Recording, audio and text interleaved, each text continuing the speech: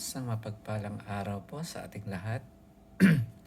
Ngayon ay October 1, 2025, araw ng Miyerkules. Ang mabuting balita ng ating Panginoon ayon kay San Lucas, chapter 57 hanggang 62. Papuri sa iyo, Panginoon.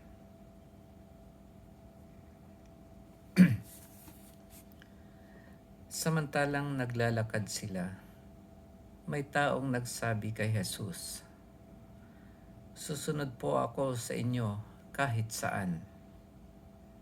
Sumagot si Jesus, "May lungga ang asong gubat at may pugad ang ibon, ngunit ang anak ng tao'y wala man lamang matulugan o mapagpahingahan." Sinabi ni Jesus sa isa, "Sumunod ka sa akin."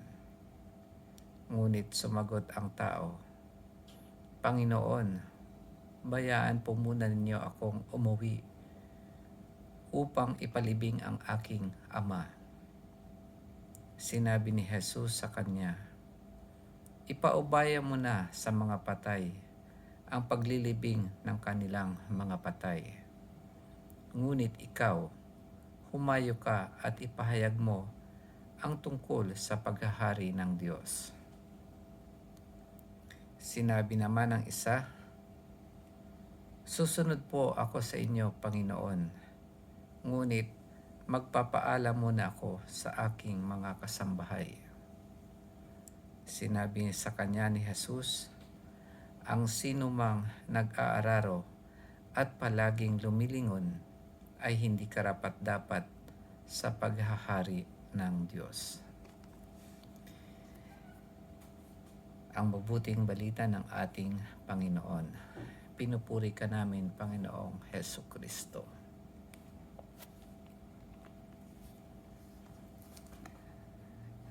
Ang panawagan po sa atin ngayon ng ating Panginoon sa mabuting balita ay ang sumunod sa Kanya para tayo ay pagharian ng Diyos. Dito sa huli, sinasabi dito, ang sinumang nag-aararo at palaging lumilingon ay hindi karapat-dapat sa paghahari ng Diyos.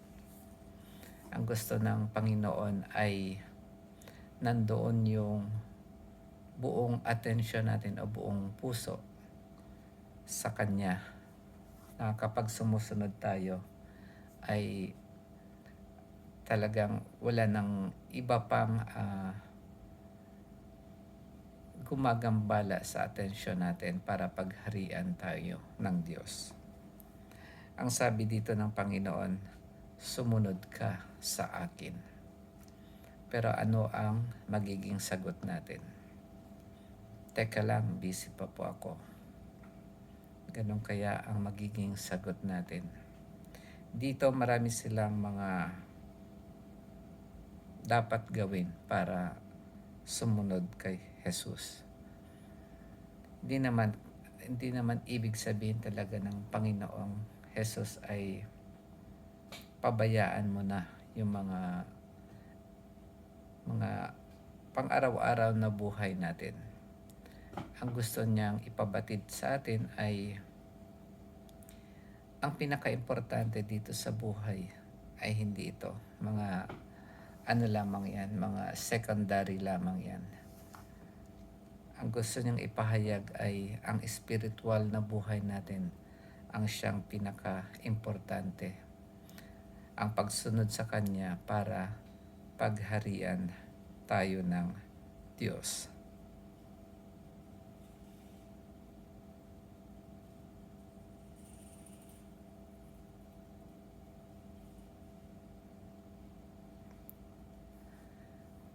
Kaya kapag tinawag tayo ngayon ng ating Panginoon at sinabi niya sa atin na sumunod tayo, wag na natin sigurong antayin o kaya pag-isipan pa.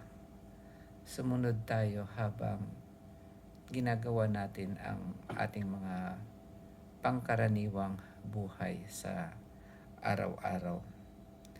Maging priority natin siya sa ating buhay.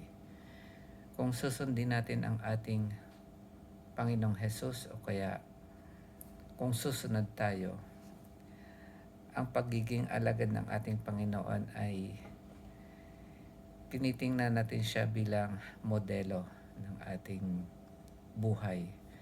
Kung ano ang kanyang ginagawa at kung ano yung mga ginawa niya habang nandito sa lupa. Pagsunod sa kanyang mga utos tulad ng mahalin mo ang iyong kapwa gaya ng iyong sarili at mahalin mo ang iyong kaaway. Iyon yung mahirap na gawin.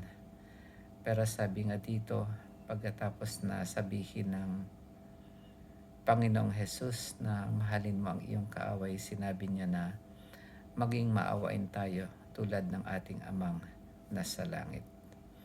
Ganon din, maging perpekto tayo katulad ng ating amang nasa langit.